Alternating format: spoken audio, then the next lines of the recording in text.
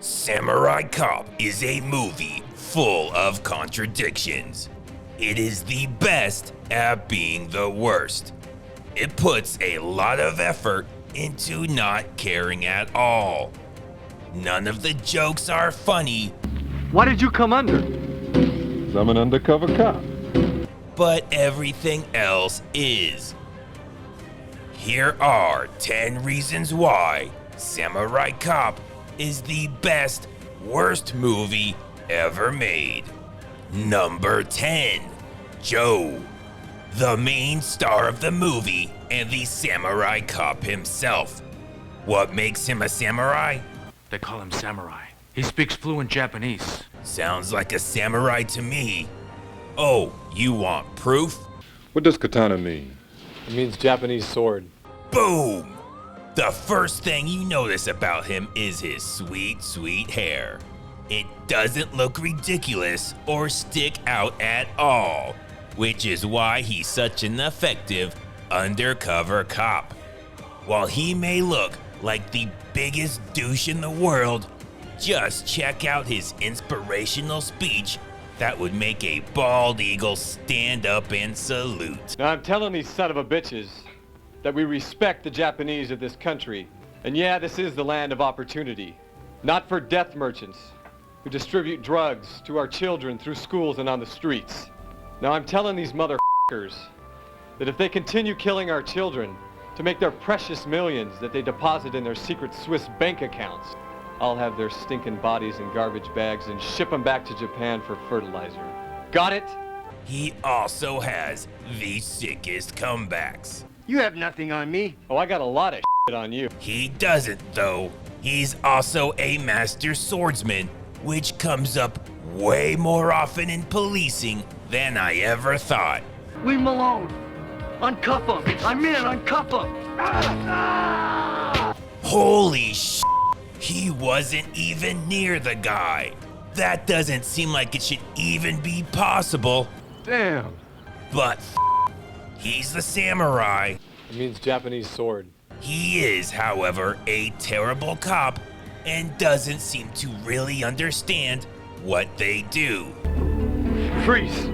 Yes, he grabbed him by the neck and yelled freeze, which is already weird, but whatever. Now they handcuff him, right?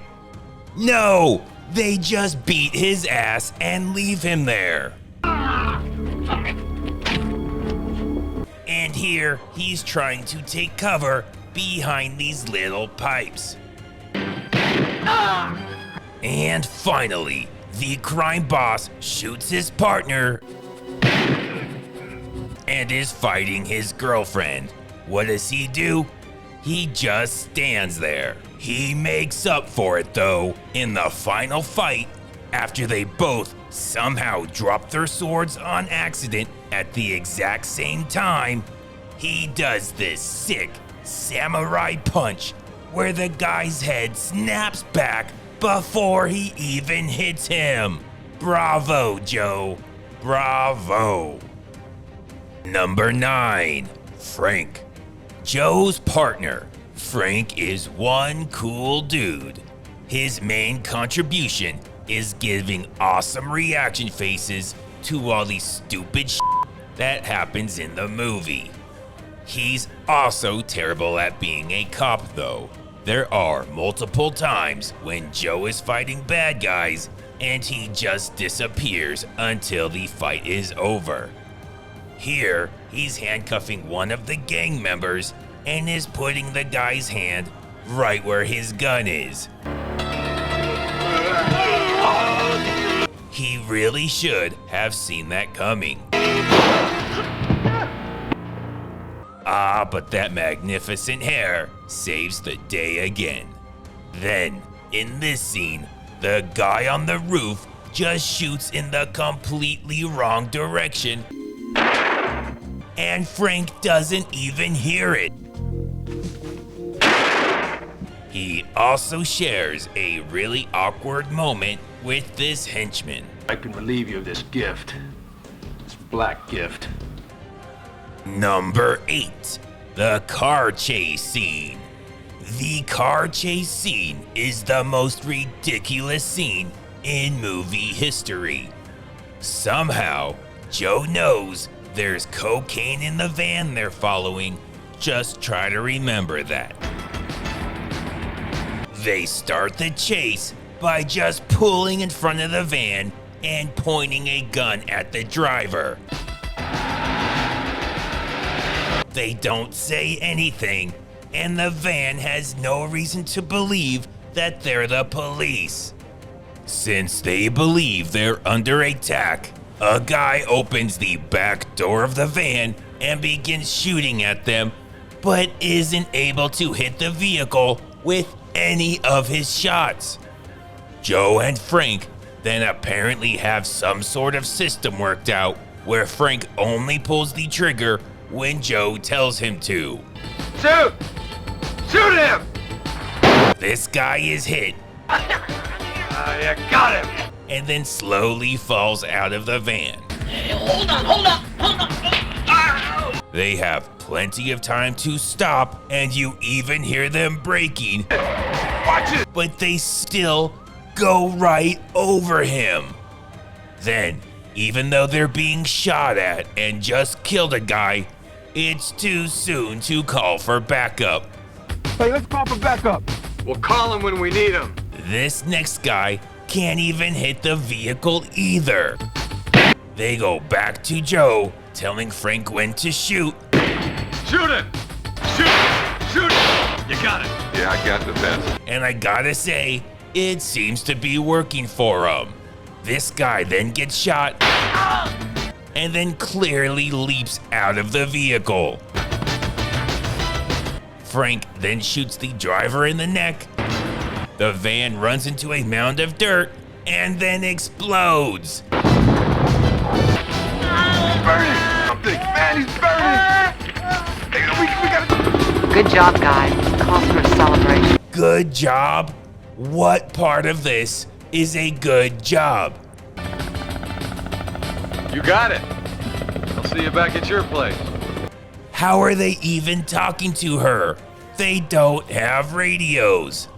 They're just having a regular conversation with someone in a helicopter using a normal speaking voice. And they completely forgot about the briefcase full of cocaine. I'm well informed there's a large suitcase full of coke in the back. They just executed a van full of people for no reason. And he's burning! Hey, we gotta do something, man! And the driver that was on fire looks nothing like the driver they were supposed to be following. I'm gonna be honest with you, I think they got the wrong van. But whatever, the movie just goes with it. Number 7, the hospital scene.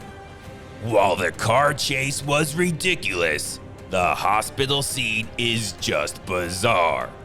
They're there to talk to the badly burned driver of the van, who is being watched by this officer who clearly has a drug problem. Not much, sir. There's a nurse in there giving him an injection. He's burned pretty bad. I'm not convinced this guy is a real officer. His police uniform is just a button-up black shirt with a badge on it, blue pants, and 2 different belts. You know what? Whatever, let's just talk about the nurse. I also don't believe she's a real nurse. Do you like what you see? I mean, what the hell is this? I love what I see. Would you like to touch what you see? Yes, I would. Would you like to go out with me? Would you like to f me? And why is there a burn victim right next to a dentist? What is wrong with this hospital? They tell the officer, who doesn't want to admit that he lost his uniform, And remember, no one goes in the room except for doctors and nurses. Got it? Okay, Joe. who then immediately lets this lady in, I have to change the trash. Is that all right? who's obviously lying about changing the trash out, unless the way they do it here is to just swap out the entire trash cans instead of just the bags. But knowing this hospital, I wouldn't be surprised. Of course, The room doesn't even seem to have a trash can, and it was just a ploy to sneak a large man in who decapitates the burn victim with a katana. It means Japanese sword.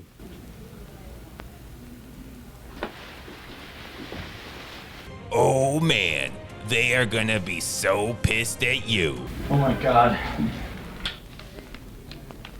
Did he just lose his duty belt too? Number 6, Captain Rohmer, the police captain and boss of Joe and Frank. He is pretty upset about the whole hospital decapitation thing. Everything you did was wrong. A man in our custody lost his head. An officer lost his hand. What? That never happened. Don't like that. Hey, I've been here 1 week. And just how long will it take you to bring him to their knees? He's only been there a week, and he should have already brought down a criminal organization. 1 week? 1 month? Next year? I mean, even a year would be extremely fast. He has the craziest mood swings. You son of a bitch! Come back here, you motherfucker!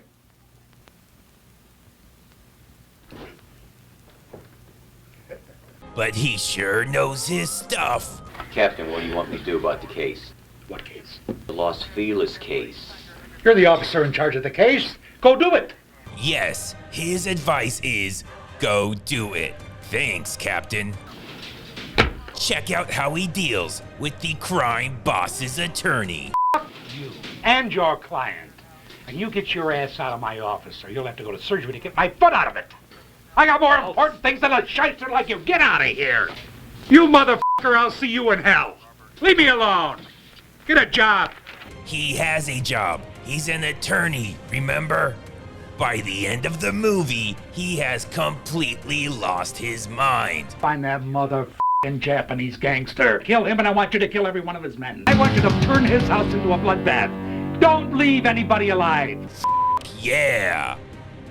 Number 5, the jokes. The only part of the movie that isn't funny. Why did you come under? I'm an undercover cop. Not only do they steal this joke, See, what are you gonna do? Fight this guy barehanded? from a much better movie, but they actually do it twice. Again, they use this same joke. Captain Rohmer's gonna burn my ass. Yeah, he's gonna burn it. Charcoal black. It is black. Twice. He'll burn my ass. You don't have to worry about that. It's already, Yeah, I know. It's already black, huh? And I think this guy's name is supposed to be a joke. Alfonso Rafael Federico Sebastian. This is my first name. I really can't tell. Number 4, Fujiyama, the main villain of the movie and the head of the Japanese katana It means Japanese sword. crime organization, even though he's the only Japanese member and his accent makes it sound like he has never even been to Japan. To kill you and my other men. To put handcuffs on me. And put me in the gas chamber. But that's not important. What's important is his badass mullet. He also shows that Joe isn't the only one that can give awesome pro-America monologues. This is America. Land of freedom and law. A man is innocent until he's proven guilty. Number 3, the women. The women in Samurai Cop are just awful. There's Peggy, who tries to sleep with every officer at the station. This time he probably cut my dick too, huh? Let's use it before you lose it. Hey, preacher, Yeah. you and I got nothing to do. Let's fuck. You already know her issues. Have you been circumcised? Yeah, I have. Why? Well, your doctor must have cut a big portion of it off. There's this lady who is actually in a lot of scenes but they didn't even bother giving her a name. And then Jennifer, who seems to be the most normal until you see what she has in her office. It's a very nice restaurant. Thanks. You're a police officer. What the f*** is that? God damn it, Jennifer. What is wrong with you? Number 2, consistency. The only thing that's consistent in the movie is how inconsistent it is. The most obvious is Joe's hair. Sometimes it's his real hair that is long and ridiculous. And other times, it's clearly a wig that's long, ridiculous, and hilarious. He also has a magical gun that is sometimes a large black pistol, sometimes a small black pistol, and sometimes a silver revolver, all within the same scene. Peggy also has a magical changing gun. Check out this conversation in a restaurant. For this insult to my client, I'll file a case first thing in the morning. Frank is clearly not in the restaurant, but in a small room. Hey, counselor. You still have 3 or 4 hours before the courthouse closes. The waiter also teleports to this same room. I like cops. My cousin's a cop. And this fight, they start off surrounded by trees, which just magically disappear. Yeah. Before we get to number 1, here are some honorable mentions. This waiter. Jennifer's dad committed suicide. Where's her father? Bang! And that makes this waiter really happy. Oh, he committed suicide. Yes! The credits. This movie knows that it is such a piece of shit that there's no way anyone's still going to be watching at the end, so they just put the credits at the beginning. We get 90 seconds of black screen and credits play to awful Nintendo music to start the movie.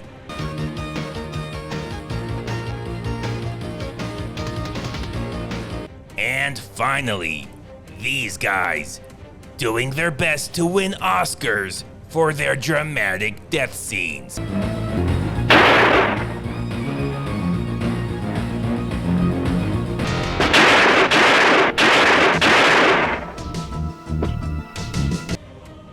And the number 1 reason why Samurai Cop is the best, worst movie of all time is laziness. Joe messes up a line. Are you Fujiyama? And instead of doing another take, they just say, F it. His name is now Fujiyama. Yes, I am. Here's Joe's wig coming off, but they just use the take anyways. In this action scene, there's still a bad guy with a gun shooting at them, and Joe is trying to take him down, but the scene just suddenly ends, and now it's a love scene. I have no idea what was supposed to happen here, but there's no way this was it.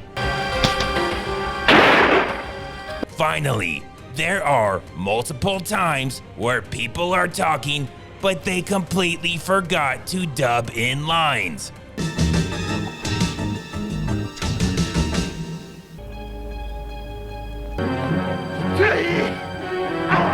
If you don't believe that Samurai Cop is the best, worst movie of all time, then you motherfucker, I'll see you in hell.